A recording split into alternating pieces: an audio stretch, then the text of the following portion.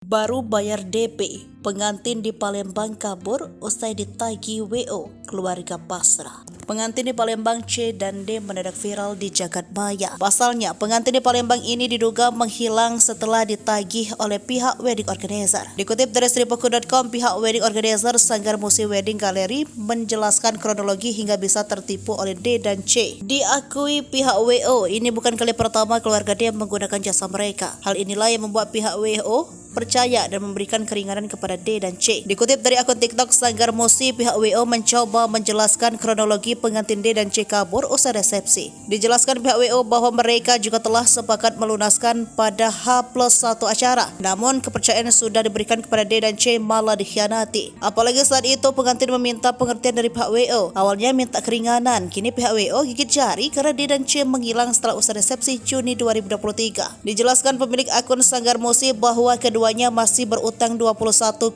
juta dari total 30 juta. Pada saat DP, keduanya hanya membayar uang sebesar 8,3 juta. Sudah DPK, total paket 30 juta dan sisanya 21,7 juta lagi. Entah apa maunya keluarga pria dan wanita ini, bingung banget ngadapinya. Makanya sekarang bingung banget harus gimana, ujar pihak WO. Pihak WO kini merasa putus asa dan berniat untuk melaporkan masalah ini ke pihak berwajib, mengingat tidak adanya itikat baik dari kedua mempelai yang sudah menghilang sejak Juni 2023. Bahkan pihak keluarga juga sudah angkat tangan dengan masalah ini. Pihak keluarga perempuan mengaku siap menjadi jaminan atas masalah yang menimpa adiknya. Terkait hal tersebut, Kades Gasing Nurbaiti Apriani ketika dikonfirmasi mengaku sudah mendengar informasi tersebut dan menjadi buah bibir di masyarakat. Lanjutnya, sepengetahuan orang tua si perempuan memang berada di desa Gasing, tepatnya tinggal di RT 1, namun si perempuan dan juga laki-laki ia tidak mengetahui di mana keberadaan mereka. Ketika disinggung mengenai orang tua si perempuan, apakah sudah mengetahui informasi ini atau belum? Menurut Kades Gasing, ini pasti informasi sudah diketahui orang tua si perempuan. Tetapi sejauh ini menurut Nurbaiti tidak ada orang atau WO yang datang kepadanya untuk bertanya mengenai keberadaan kedua pasangan pengantin tersebut.